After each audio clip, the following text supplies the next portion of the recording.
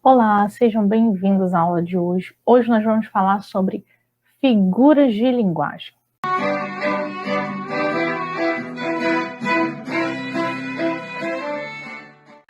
Bem, o que a gente tem para falar sobre figuras de linguagem? Vamos começar nos perguntando, o porquê desse nome. Por que figuras, né? Bem, figuras vem da palavra figurado, da origem, a palavra figurado. Então, quando a gente fala de sentido figurado, por exemplo, que é o sentido conotativo, o sentido não verdadeiro, o sentido não real, também chamado de sentido metafórico, é porque está relacionado aí com as figuras, porque a gente utiliza outras formas, outras maneiras mais sutis, talvez, mais irônicas, no caso da ironia, que é uma figura de linguagem, para dizer coisas que a gente gostaria de dizer. A gente diz uma mesma coisa com outras palavras, utilizando metáforas, metonímias e outras figuras que a gente vai ver agora. Quando a gente fala de figura de linguagem, nós temos... vejam aí, eu coloco um possível conceito, de figuras de linguagem, são recursos do nosso idioma para tornar as mensagens que emitimos mais expressivas e significativas. Esses recursos podem ampliar o significado de uma oração, assim como suprir lacunas de uma frase com novos significados, Elas são utilizadas quando se faz uso, como eu disse, do sentido figurado ou conotativo, também chamado de sentido metafórico. Aí vocês têm uma imagem, da representação dessas figuras. Então, nós temos 4 tipos de figuras de linguagem, que são as figuras de construção ou sintaxe, as figuras sonoras, as figuras de palavras e as figuras de pensamento. Aqui, nesse outro, eu faço uma divisão com a seguinte estruturação: as figuras de palavras, certo? As figuras de som, as figuras de pensamento e as figuras de construção, tá? Muito bem. Então, vamos começar pelas figuras de palavras, Eu vou primeiro dar os conceitos e depois a gente vai ver a exemplificação em tirinhas. Eu trago tirinhas para a gente visualizar melhor, ficar mais brando. Bem, nós temos a metáfora. O que é a metáfora? A metáfora é uma comparação, tá? Só que essa comparação é uma comparação sutil, na medida em que não aparece na estrutura o elemento comparativo, O conectivo que estabelece a comparação, ele não aparece na metáfora. Diferentemente da figura de linguagem comparação, em que o elemento comparativo ele aparece na estruturação, ele é visível, ele é expresso. Aí vocês têm como exemplos, o como, o assim como, o bem como, tal qual, enfim, há outras formas de se estabelecer essa comparação, utilizando, claro, explicitamente o elemento comparativo. Na metáfora, como eu disse, o elemento comparativo é implícito, ele não é expresso na estrutura. Aí nós temos a chamada catacrese. O que seria a catacrese? Bem, a catacrese, alguns autores chamam ela de metáfora desgastada. O que seria isso? Por que esse nome? Porque é uma espécie de metáfora, não deixa de ser, porque estabelece uma comparação sem o elemento comparativo expresso, Mas, assim, ela é tão falada, é tão dita, que acaba substituindo o nome da coisa, ou mesmo dando um nome para a coisa que não tem nome, A gente vai já verificar o que seria a catacrese em exemplos. A sinestesia é uma figura de linguagem que trabalha com a mistura dos sentidos, A mistura das sensações, das percepções. Então, você tem uma mistura de tato, olfato, paladar, audição e visão. Esses sentidos, eles se misturam, tá? E aí você tem a sinestesia. No caso da perífrase, você também chamada, alguns autores chamam de antonomásia como sinônimos. Há outros que fazem uma diferenciação encarando a perífrase como um tipo de apelido para cidades, né? E a antonomásia para pessoas, tá? No caso, por exemplo, que a gente vai ver mais à frente, do rei do futebol, né? Pelé, seria um exemplo de antonomásia. E, por exemplo, Cidade Maravilhosa, no Rio de Janeiro, seria um exemplo de perífrase. Mas, como eu disse, alguns autores vão estabelecer essa leve diferença, outros vão encarar perífrase e antonomásia como sinônimos, tá? Aí nós temos a metonímia. Bem, a metonímia, eu acho que as pessoas têm dificuldade de entender um pouco o que seria a metonímia, né? Mas vamos lá. A metonímia é a substituição de um termo por outro, tá? Agora, essa substituição, ela pode se dar de diversas formas, né? Você utiliza uma palavra por outra e essa substituição pode se dar de diversas formas. Nós temos, por exemplo, o autor pela obra. Quando eu digo que todos leram Machado para a prova, ninguém pegou, tirou o Machado do túmulo e leu o Machado de Assis, né? A partir do túmulo, né? Não tem essa... Então, não é ler o autor em si, né, a pessoa, mas a obra dele, a obra que ele produziu, certo? Então, nesse caso, a gente tem o autor pela obra, tá? É uma metonímia em que a gente tem o autor pela obra. Nós temos também um instrumento pela pessoa que dele se utiliza. Quando eu digo, por exemplo, que fulano é bom de garfo, significa dizer que ele come bastante. Tá? Então, o garfo é só uma pequena representação ali do que o fulano come, por exemplo. Né? A questão da quantidade está implícita aí nesse jogo de palavras. Nós temos o recipiente, ou também chamado de continente, pelo conteúdo. Continente pelo conteúdo. Então, quando eu digo, você me dá um copo d'água, aí tem aquela gente que faz aquela brincadeirinha sem graça. Não, mas não existe copo d'água. Mas aí é uma questão metonímica, né? Você sabe que não existe um copo feito de água, mas o copo contém água, por isso continente pelo conteúdo. Então, tem copo de vidro, tem copo de porcelana, tem copo de alumínio, copo de plástico, ok. Mas o que está em voga, em questão aqui, não é o material, é o que contém, tá? É o que contém dentro do copo. Então, um copo d'água, no caso, copo d'água é uma metonímia, tendo em vista que o copo não é feito de água, mas contém água, tá? Nós temos um tipo de metonímia muito, muito, muito utilizado, que é a marca pelo produto, né? Quando a gente diz que tem que lavar com que boa, na verdade, é a marca, né? O produto é a água sanitária. Isso vale também para outras coisas, claro, mas só fazendo agora que eu lembrei de um outro exemplo, a gente tem também a questão do Bombril, né? As pessoas, inclusive, chamam de Bombril, né? Mas a gente sabe que o produto é a palha de aço, né? Então, vejam, é muito forte, esse tipo de metonímia é muito forte na sociedade, né, de modo geral. Nós temos o efeito pela causa, né? Quando você diz que essa casa foi construída com muito suor. Então, vejam, não foi o suor que construiu a casa, perdão, né? Mas, vejam, o suor, né? O suor, metaforicamente, metonimicamente, ele foi a causa, né? A causa, o que fez com que eu construísse a minha casa, tá bom?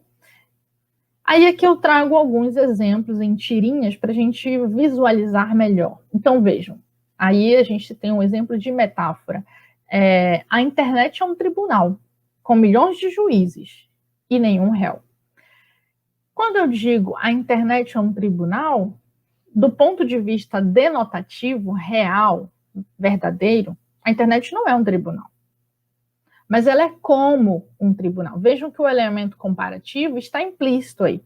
Né? Ele não aparece explicitamente, mas ele está aí. Tanto é que eu faço a relação, a associação da internet com um tribunal. Tá? Então, a gente tem um exemplo de metáfora. Aqui eu trago um exemplo de comparação, né? Ela fala, acorda, Armando, você não sabe que o amor é como uma flor? Se não for regada e bem cuidada, ela murcha e morre. E ele pergunta, hã? Ela tenta refazer o argumento de forma que ele entenda, né? Então ela diz, o amor é como o motor do carro, Armando. Se você não trocar o óleo e não cuidar da mecânica, uma hora ele não funciona mais. E aí ele diz, entendi. Então vejam, nas duas situações, ela usa o elemento comparativo explicitamente. O como. Então, nesse caso, eu tenho aí uma comparação, tá? Porque o elemento comparativo aparece na frase. Aqui, vejam, eu tenho o exemplo da catacrese, que eu disse para vocês, né? Que é a tal da metáfora desgastada, como utilizam alguns autores. Então, lembrando o que eu falei, a gente tem na catacrese, nós vamos ter ou a substituição de um elemento, de forma que ele permanece ali, na verdade, de um nome, substituição de um nome por outro, de forma que ele permanece e se populariza. Ou mesmo ele se populariza tanto que ele é só aquele nome que tem para aquilo, né? Então, por exemplo, a batata da perna, né? A batata da perna não é o nome dessa região, né? Da perna. Então, mas é tão popular que ficou batata da perna. A gente diz batata. Minha batata está doendo, né? Então, vejam que é um exemplo de catacrese. Não é o nome original, existe outro nome, mas a gente não diz, a gente costuma dizer batata da perna, tá? No caso da orelha do livro, eu acho que não tem outro nome, é a orelha do livro, né? A boca da garrafa, acho que não tem também outro nome, é esse, a boca da garrafa, né? O dente de alho, a cabeça de alho, não tem outro nome, é esse nome e pronto. E isso é catacrese porque a gente faz, na verdade, uma associação, né? Por isso que eles dizem que é uma metáfora, alguns autores, claro, dizem que é uma metáfora desgastada, porque você faz uma comparação, uma associação, e por isso você dá esse nome, né? Você tem o sapato de bico fino, né? Essa forma do sapato, vejam, tem a perna da cadeira, a perna da mesa, o braço da cadeira, né? A cabeça do prego, a asa da xícara, enfim. E tem um outro caso curioso também, que é o tal do embarcar no avião, né? Às vezes as pessoas não prestam muita atenção nisso, mas se você pensa, embora elas utilizem bastante o avião, elas não percebem que, por exemplo, quando você diz embarcar, eu vou embarcar, embarcar vem de barco, você vai subir, entrar num barco, né, para viajar. Só que ficaria estranho fazer a mesma construção para um avião. Como vocês fariam, né? Essa construção para o avião? Fica mais difícil de fazer, né? Então, por conta disso, a gente empresta do barco e coloca no avião, embarcar no avião. E aí a gente tem uma catacrese por conta de que a gente faz uma associação, a gente toma emprestado, mas vejam, não tem outro nome. É esse nome de embarcar, tá? Embarcar no avião. Muito bem. Na sinestesia, vejam, a mistura dos sentidos, a mistura das sensações, né? Eu trago um verso simbolista de um autor chamado Alfonso de Guimarães, que diz: O sonora, audição colorida do aroma. A sinestesia é uma característica-chave muito importante, bastante recorrente, evidente no simbolismo. Então, em outras palavras, Alfonso de Guimarães está dizendo nesse verso que o aroma possui um som e o som do aroma é colorido. Tá? Se vocês nunca ouviram o som colorido do aroma, tá? Vocês, infelizmente, não estão prontos para viajar na literatura. Tá? Então, vejam, ele mistura aí o olfato, né? Questão do aroma, de sentir o cheiro, tá? A audição, o som do aroma, tá? E a visão, né? A visão, porque a gente vê a cor a partir do sentido da visão. Então, você tem a mistura de três sentidos nesse verso de Alfonso de Guimarães, esse verso simbolista de Alfonso de Guimarães. E aqui nós temos a perífrase, vejam, como eu disse para vocês, o rei do futebol, que nesse caso, para alguns autores, seria a chamada antonomásia, por conta de ser pessoa, rainha dos baixinhos, né, como é conhecida a Xuxa, seria a perífrase, né, seria um apelido pelo qual a pessoa fica conhecida, né.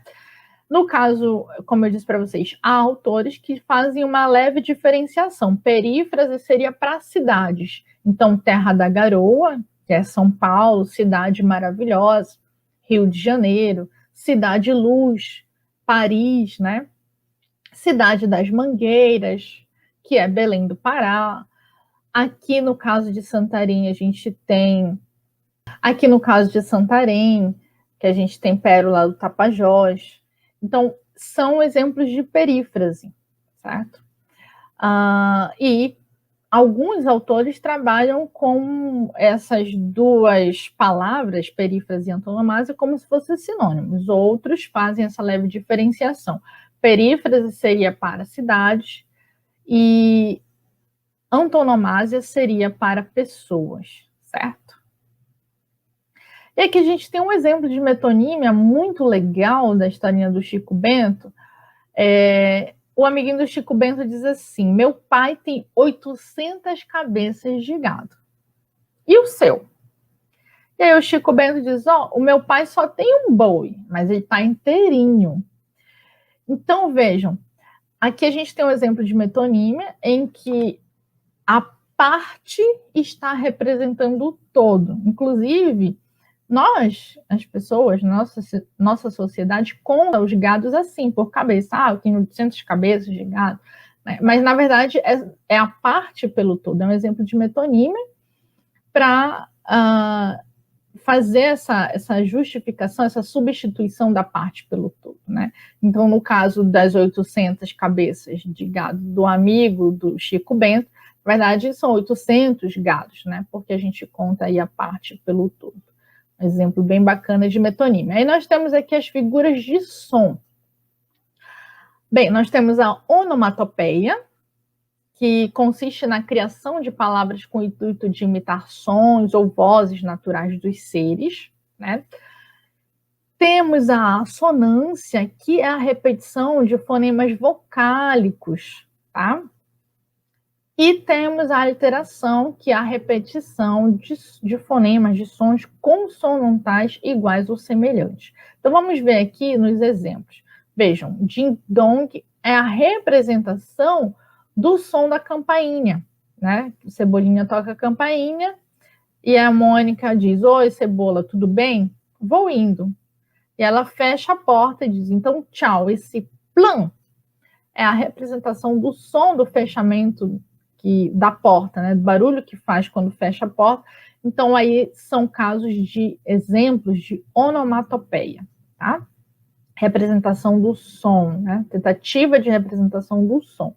Aí a gente tem uma tirinha da Mafalda, uma tirinha adaptada, né?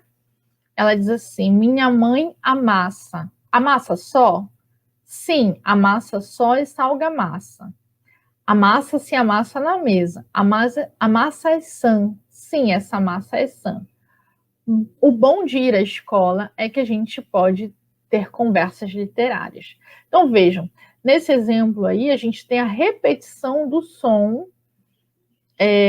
vocálico. A, né? Vejam, o som do A se repete. Thaisa, a gente poderia exemplificar também a aliteração? Sim, porque tem o som da letra M, né, que se repete nos três primeiros quadrinhos, e também o som do C, né, que é representado pelo SS, nesse caso mais específico aí da tirinha, tá bom? Mas eu trago um outro exemplo aqui de literação, que é bem bacana também, que a gente utiliza muito os trava-línguas, né? Então, o rato roeu a roupa do rei de Roma, e o Cebolinha tá falando, né? E aí o Cascão vai chegando e dizendo: Cebolinha, você aprendeu a falar? E aí a Cebolinha vai se afastando da parede e diz: claro. E aí continua alguém atrás da parede dizendo: o rato roeu a roupa do rei de Roma. Então, veja, nesse caso, a gente tem a repetição do som da letra R, né? Do som da letra R. Então, por isso a gente tem a alteração. É muito importante frisar o seguinte, gente: tanto a alteração quanto a assonância não é a repetição da letra, tá? Letra é uma coisa e a representação do som da letra é outra coisa. Então, a aliteração é a repetição do som que essa letra representa. No caso, a letra R, neste caso aqui. Aqui na assonância é a representação do som da letra A, tá? E no caso a gente poderia utilizar também, como eu disse, como exemplo de alteração, se a gente levar em consideração a repetição do som da representação da letra do dígrafo, no caso SS, né, que representa o som C, e da representação da letra M, né? Tá? Então, sempre é a repetição do som, não da letra, tá bom? Figuras de pensamento, nós temos a antítese, que é a chamada de oposição de palavras, tá?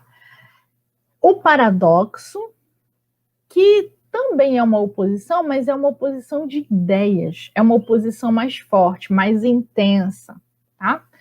E também a gente tem a ironia, que consiste em dizer, com intenções sarcásticas, né? Você não está zombando da pessoa, e você diz exatamente o contrário do que você pensa, do que realmente você quer afirmar.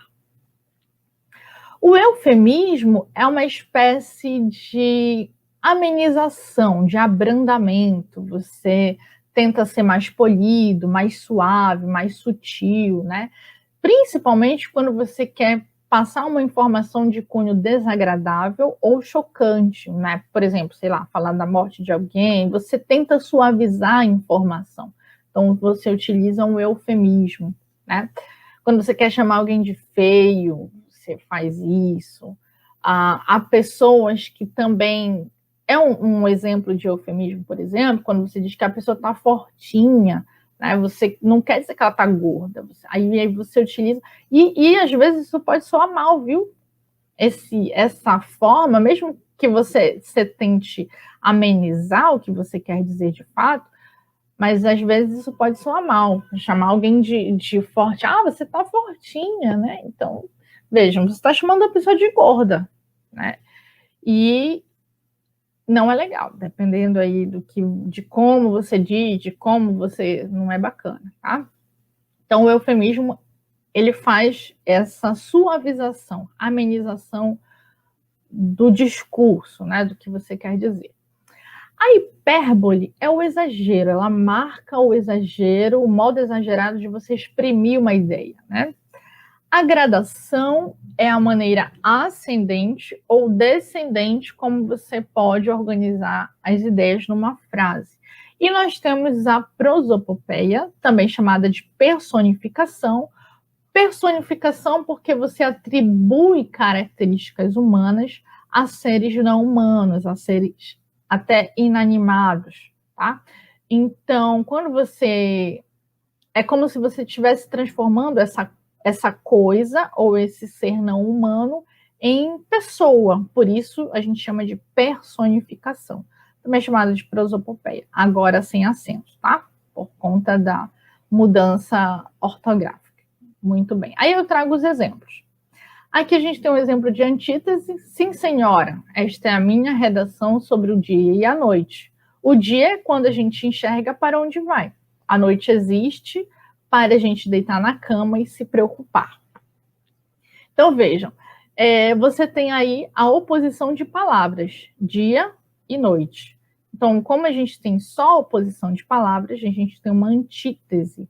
Em caso de oposição de ideias, de contradição de ideias, que é contradição de fato, quando você opõe ideias, você está se contradizendo, você não está sendo coerente. É claro que o paradoxo, que é a contradição de ideias, é uma figura de linguagem porque você utiliza em situações metafóricas, né? Em situações... Agora, é muito complicado em situações conotativas, né? Mas é muito complicado quando a gente vê discursos paradoxais fora desse contexto conotativo, ou seja, a pessoa está ali falando de verdade, né, no sentido real da coisa, e ela está se contradizendo. Isso é um caso grave, sério, deve-se procurar tratamento para isso, porque olha... E aí eu trago um exemplo. Toda certeza é relativa. Vejam, toda certeza é relativa. E aí, isso é um professor falando. E aí algum aluno pergunta, tem certeza, professor? E ele diz, absoluta. Vejam, ele faz uma afirmação categórica dizendo que toda certeza é relativa.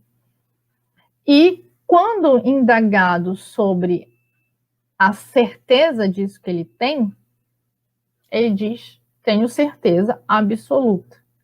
Então, se toda certeza é relativa, ele não pode ter certeza absoluta de uma coisa, porque o relativo é algo que se opõe ao absoluto. Então, ou é relativo ou é absoluto. Não pode ser as duas coisas, porque elas se excluem, são ideias excludentes. Não tem como ser uma certeza relativa absoluta. Não tem. Ou é relativo ou é absoluto, tá? Então, aí é um caso de paradoxo, certo? Trago um outro exemplo da literatura, de um poeminha, uma estrofe de um poema de Camões, que diz assim, bem famoso, né? Amor é fogo que arde sem se ver. É ferida que dói e não se sente, é um contentamento descontente, é dor que desatina sem doer. Eu chamo atenção para os dois primeiros versos, sobretudo o segundo, em que ele diz, né, que o amor é ferida que dói e não se sente. Vejam, vocês já tiveram alguma ferida no corpo de vocês que doía, estava doendo, mas você não estava sentindo a dor? Não tem como. Não tem como. Se dói, é porque você está sentindo. Pode acontecer de você se machucar, não perceber, né?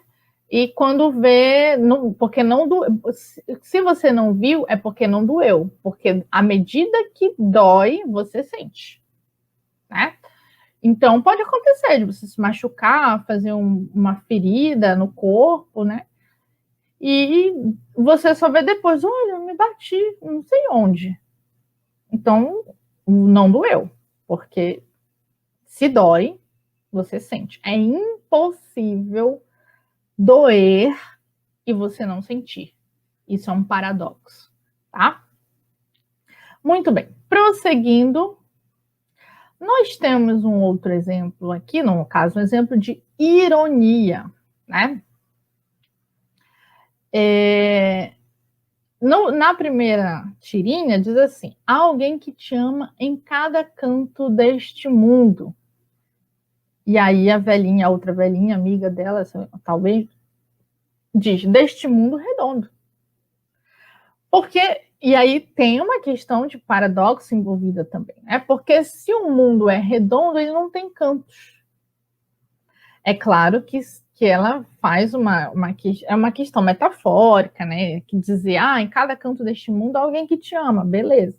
Só que a velhinha foi sarcástica, irônica, tomou do ponto de vista denotativo a questão do canto do mundo e fala mundo redondo, né? Esclarece mundo redondo, embora haja por aí pessoas que considerem que o mundo não é redondo, né?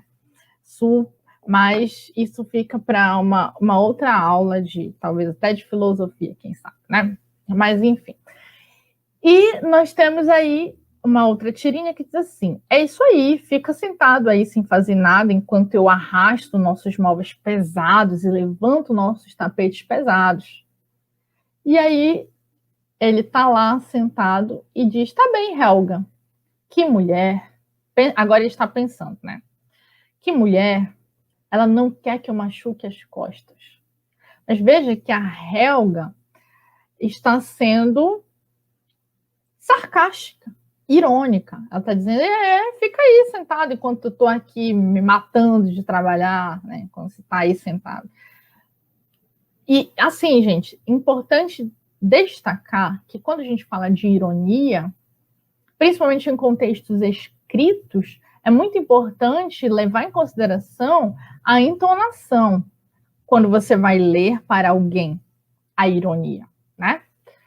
Porque no caso da ironia, a gente tem que levar em consideração a entonação, a forma como a pessoa fala, porque é isso que vai marcar a ironia, né? Porque se você não marcar essa entonação, vai parecer verdadeiro, vai parecer real.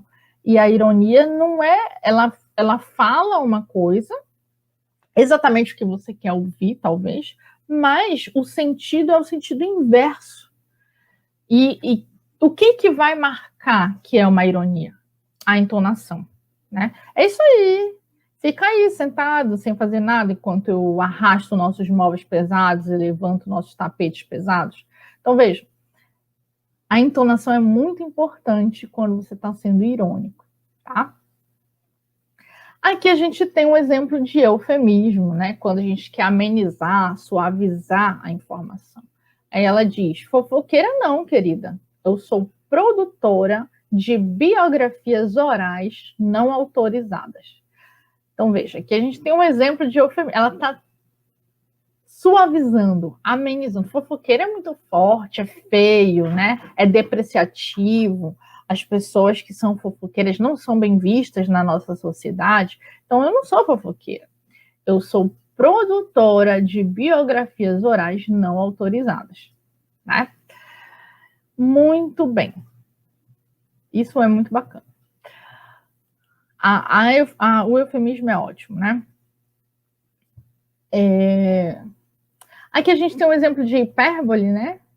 Aí vejam que tem uma intertextualidade com uma música em que a Magali está cantando aí, eu quero ter 1 bilhão de amigos e bem mais forte poder cantar. E a Mônica diz, ainda bem que ela só tem 3, né? A pessoa todo 1 bilhão de amigos ouvindo ela cantando desse jeito, parece que não está muito bom, né? Olha a cara do Cascão, a cara do Cebolinha, né? Então, não, milhão, perdão, eu falei bilhão, devo ter falado bilhão. Milhão. Então, nesse caso do milhão, quero ter 1 milhão de amigos, isso é uma hipérbole, é um exagero. É o mesmo que você chegar da aula e dizer, eu estou morrendo de fome, eu estou morrendo de sede, eu estou morrendo de cansaço, né? Enfim, isso é hipérbole, você exagera a ideia, né? E aqui a gente tem um exemplo de gradação. Veja, respirou e pôs um pé adiante, depois o outro, olhou para o lado e o caminhar virou trote, que virou corrida, que virou desespero. Vejam, aqui a gente tem uma gradação ascendente, porque nós vamos aumentando, né? É como se a gente fosse aumentando a velocidade. Aumentando a velocidade. Exatamente isso. Então, a gente tem respirou, pôs um pé adiante, depois outro. Uma pessoa que está andando, né? Olhou para o lado e o caminhar virou trote, ou seja, ele começou a andar um pouquinho mais rápido. Que virou corrida, começou a correr, que virou desespero, e aí você, aquela corrida desembestada. Imagina você correndo para pegar um ônibus, para não perder o ônibus que só passa daqui a 1 hora, o outro, né? Então, a gente tem aí um exemplo de gradação. E aqui um exemplo de prosopopeia. O sol amanheceu triste e escondido. Na verdade, vários exemplos, né? Então, o sol não tem como amanhecer triste, porque tristeza é uma característica inerente aos seres humanos. Então, quando a gente atribui ao sol a característica de tristeza, de estar triste, isso é uma prosopopeia, uma personificação. O fogo dançava com o vento, o sol brilhava contente na manhã seguinte. Então, dançar também só é possível os homens, mulheres dançarem, né? Ficar contente também só os seres humanos têm essa possibilidade, de ter essa característica, né? De ficar contente, enfim. Então, exemplos de prosopopeia, também chamado de personificação. E aí nós chegamos às figuras de sintaxe, em que nós temos a elipse, que ocorre quando se omite algum termo ou palavra de um enunciado, tá? E a zeugma, tá? A zeugma é um tipo de elipse. Então, assim, vamos tentar estabelecer a diferença daqui a pouquinho, né? As duas trabalham com essa questão da omissão de palavras. A gente omite um termo, tá? A gente vai ver já a diferença, vou explicar no exemplo, tá? O assíndeto é uma figura de linguagem que trabalha com... Na verdade, a palavra síndeto significa conjunção. Então, quando a gente tem um assíndeto, a gente tem a ausência de conjunção. Nós não temos conjunção na estrutura. O polissíndeto é o contrário do assíndeto. Poli significa muitos, ou muito, né? Então, é a repetição de uma conjunção, mais especificamente da conjunção e, né, que é a conjunção aditiva. Nós temos também o pleonasmo. Pleonasmo é aquela repetição, é o reforço da ideia, né? Às vezes tomado como redundância, porque realmente você está repetindo uma coisa que você já disse, né? Há um tipo de pleonasmo que é considerado um vício de linguagem, que a gente chama de pleonasmo vicioso, que é o tal do subir para cima, descer para baixo, entrar para dentro, sair para fora, né? Esse pleonasmo é o pleonasmo vicioso, né? Considerado um vício de linguagem. O hipérbato, também chamado de inversão, é um tipo de inversão que consiste na separação de termos que normalmente apareceriam unidos. Então, trocando em miúdos, o que seria o hipérbato? Você tem a ordem direta da frase, né, em língua portuguesa, sujeito, verbo e complemento, e você troca essa ordem. Em língua portuguesa é super normal, comum, permitido fazer isso, tá? Então, você inverte a ordem, tá? E nesse caso, a gente tem um hipérbato. A anáfora é a repetição da mesma palavra ou expressão no início de diferentes orações ou versos. A gente vai ver um exemplo para ficar melhor entendido isso, tá? E aqui a gente tem um exemplo de sílabes. Sílabes, eu vou dar uma explicação, você tem o slide aí, mas eu vou dar uma explicação mais à frente, lá no finalzinho, o último slide fala sobre sílabes. Vamos aos exemplos. Elipse. Como você chama isto? Não tem um nome para isto, simplesmente juntei algumas sobras. Me recuso a comer comida anônima.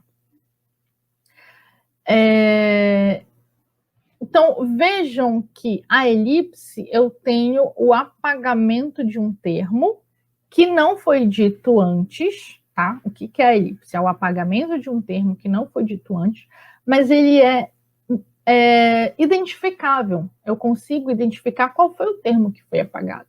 Quando eu digo não tenho um nome para isto, existe uma palavra antes do não, tá?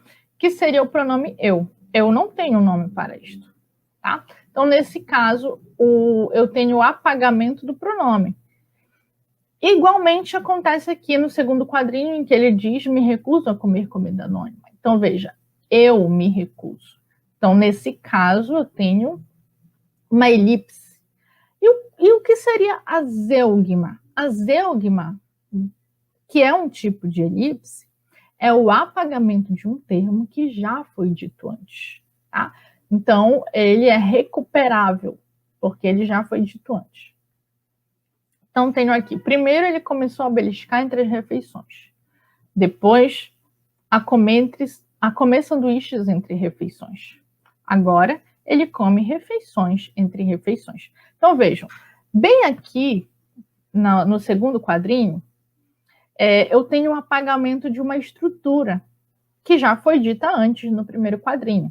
Primeiro, ele começou a beliscar entre as refeições. Depois, ele começou, vejam, isso tudo está apagado. Ele começou a comer sanduíches entre refeições. Tudo isso, essa estrutura, ele começou a estar apagada, mas eu consigo identificar que ela está aí, porque ela já foi dita antes. Então, eu consigo recuperar, porque já foi dito antes. Então, nesse caso, eu tenho um exemplo de zeugma, que é uma elipse? É. Mas como já foi dito antes e eu consigo recuperar, é especificamente um caso de zeugma. Essa é a diferença entre elipse e zeugma. Repetindo, na elipse eu tenho o apagamento de um termo que não foi dito antes, mas que eu consigo identificar no contexto. Na zeugma, eu tenho o apagamento de um termo que já foi dito antes e eu consigo recuperá-lo, tá bom? Muito bem, aí nós temos um exemplo aqui de assíndeto, morte no avião. Acordo para a morte, barbeio-me, visto-me, calço-me. Nós temos a sucessão, né, a adição, no caso de acontecimentos sucessivos, né, que vão acontecendo um após o outro, barbeio-me, visto-me, calço-me, sem a presença da conjunção e, nesse caso. Aí a gente tem um assíndeto porque a gente não tem a conjunção, ou conjunções, né? Um poeminha de Carlos Drummond de Andrade. E aqui eu tenho um exemplo de polissíndeto. Vejam a repetição do e a névoa, e flores, e o doce ar cheiroso do amanhecer na serra, e o azul do céu, e o manto nebuloso do céu de minha terra. Vejam, a repetição da conjunção e, formando aí o polissíndeto. Aqui um exemplo de pleonasmo, né? E aí tem aí Alaô, o corretor. Diz assim: evite pleonasmo tipo: o preço é uma surpresa inesperada. Se é surpresa, normalmente é para ser inesperado. Se não é, se é esperado, já deixa de ser surpresa. Já não é mais surpresa, tá? Mesmo que tenham algumas pessoas que contem que vai ter uma surpresa, por exemplo, para o aniversariante, né? Mas continua sendo surpresa? Não. Se o aniversariante já sabe, deixou de ser surpresa. Por mais que façam como uma surpresa, mas já deixou de ser surpresa, já era, tá? E aí, hoje já veio uma multidão de gente. Bem, se é multidão, tem que ser de gente, tá? Fechando, vocês ganham de graça um brinde. O que acham? Isso é o corretor apresentando a casa, né? Vejam, se é de graça, né? É brinde. Brinde é de graça. Se o brinde for pago, deixa de ser brinde. Eu já vi algumas promoções aí do tipo, compre, sei lá, compre uma luminária e por R$10 leve uma caneca. Sei lá, uma caneca de porcelana, sei lá. Ah, o preço é menor, uma caneca geralmente é mais cara do que isso, sei lá, pode ser mais do que isso. Mas não é brinde. Se você está pagando por uma coisa, não é brinde, por mais que seja um preço menor. Não é brinde, tá? Brinde é de graça, gente. Não caiam em propagandas enganosas, propagandas duvidosas por aí, tá? E aí ele termina. Acho que precisa de uma reforma. E aí a mulher diz isso, depois o companheiro dela diz gramatical. Por que gramatical? Por conta do tanto de pleonasmo que ele utiliza, no caso o corretor, né? Agora, é interessante observar o seguinte, que na verdade o pleonasmo não está necessariamente relacionado à gramática. Então, esse último quadrinho aí que o autor fez, né, é questionável, tá? Dizer que precisa de uma reforma gramatical, porque o pleonasmo não necessariamente está relacionado diretamente, falando, à questão gramatical, tá? Por isso é questionável essa última construção. Mas, enfim, nós temos outros tipos de pleonasmo, né? Tem tipos, não, maneiras de fazer pleonasmo. Já há pessoas que dizem, tá tendo uma hemorragia de sangue. Bem, se é hemorragia, tem que ser de sangue. Eu nunca vi, pelo menos desconheço hemorragia que seja de outra coisa que não seja de sangue, né? Olha, saiu um novo lançamento. Não, perdão, novo lançamento não. Um lançamento novo. Porque tem a diferençazinha aí da colocação, da ordem do adjetivo, né? Novo lançamento, ok. Mas lançamento novo, se é lançamento, é novo, tá? Se é lançamento, é novo. Tem também a questão do clássico antigo. Se é um clássico, é antigo. Dificilmente você vai ter um clássico novo, tá? Assim, né? Recente. Recente no sentido de novo, de contemporâneo. Geralmente, se é clássico, é antigo. Se refere a algo antigo, tá bom? E aí nós temos o hipérbato ou inversão. Como eu disse, o hipérbato ele vai trazer essa questão da inversão da ordem direta da sentença. Né? Um exemplo bem bacana para dizer, um exemplo clássico para trazer para vocês é o hino nacional brasileiro, né? O iniciozinho em que ele diz: ouviram do Ipiranga as margens plácidas de um povo heróico, o brado retumbante e o sol da liberdade em raios fúlgidos brilhou no céu da pátria nesse instante. Deixa eu só modificar aqui. Deixa eu ver onde eu estava, aqui no final. Só para modificar aqui para vocês, que heróico, é porque é uma imagem. Mas só fazendo a ressalva de que heróico perdeu o acento, tá? Agora, com a nova ortografia, heróico não tem mais acento.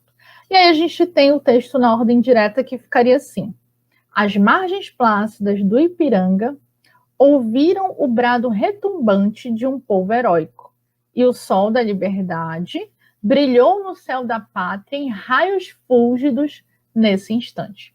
Vejam a diferença, né? É claro que a inversão da ordem, ela tem um efeito expressivo diferente do que a ordem direta, né? Por isso que na literatura a gente trabalha com essa, de maneira geral, os textos poéticos, né? Os textos conotativos trabalham com figuras de linguagem, nesse caso mais específico aí do hipérbato, também chamado de inversão.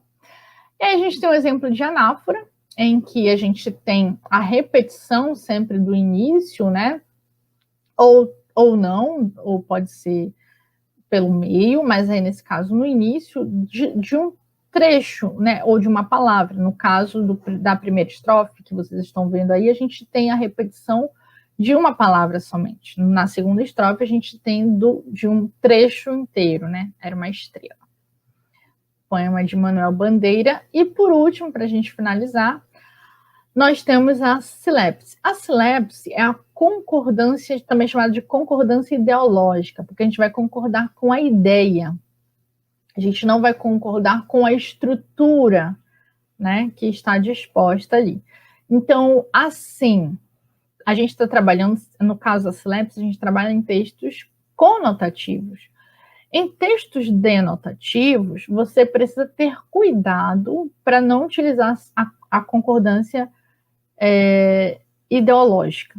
Não tem que ter cuidado para não concordar com a ideia. A gente precisa ter cuidado em textos denotativos, porque a concordância ideológica de número, no caso, silepse de número, ela vai divergir das regrinhas de concordância verbal e concordância nominal, principalmente concordância verbal, tá? Então, exemplo de silepse de gênero. Vossa Excelência ficou cansado com o discurso. Vejam, cansado neste caso está se referindo a Vossa Excelência, e Vossa Excelência provavelmente é um homem, por isso que eu, provavelmente não. Provavelmente é um homem, tendo em vista a questão de gênero, um tema tão importante hoje em dia. Então, provavelmente é um homem, por isso eu faço concordância cansado, né? Faço concordância no masculino, tá? Vossa Excelência ficou cansado com o discurso. Mas o termo Vossa Excelência, o pronome Vossa Excelência, né, pronome de tratamento, pode ser utilizado tanto para homens quanto para mulheres, tá? No caso da silepse de número, vejam, a família do réu procurou o advogado e queriam saber se ele podia ficar em liberdade durante o processo. A família queriam. Thaisa, isso do ponto de vista da concordância verbal é um absurdo. Pois é. Mas nós fazemos muito isso. Muito, muito, muito, muito. Inclusive, você certamente fala, o pessoal chegaram, o pessoal já vieram, o pessoal já foram. Completamente normal, completamente permitido do ponto de vista conotativo, né? Considerando a estrutura formal da língua portuguesa, tá? Então, essa concordância é permitida no ponto de vista conotativo, mas você precisa ter muito cuidado em textos denotativos, porque esse tipo de concordância não é permitida, tá? Então, a família do réu procurou advogado e a família queriam. Por que a família queriam? Tem sentido dizer a família queriam? Sim, tem sentido, né? Porque quando você está falando de família, você tem mais de uma pessoa envolvida aí, né? Pelo menos duas, pelo menos três, enfim, não sei, mas tem mais de uma. Então, por isso eu faço concordância com a ideia família é mais de uma pessoa, por isso queriam, tá? Mas como eu disse, precisa ter cautela, porque essa estrutura não é aceita em textos denotativos, tá bom? E a silepse de pessoa, a gente tem o seguinte, os brasileiros somos muito crédulos, porque nesse caso, a gente vai ter a concordância com a pessoa. A pessoa que está falando, provavelmente, certamente é brasileira, né? Certamente é brasileira, por isso ela diz, os brasileiros somos muito crédulos, porque ela se inclui na estrutura os brasileiros. Por isso, os brasileiros somos muito crédulos. E aqui a gente finaliza a nossa aula de figuras de linguagem e eu encontro vocês na próxima aula. Espero que tenha ajudado. É um tema, assim, bem extenso, mas é muito bacana, muito legal, né? Como todo tema da língua portuguesa, da literatura, tá? Então, espero vocês na próxima aula e espero que eu tenha ajudado. Até mais.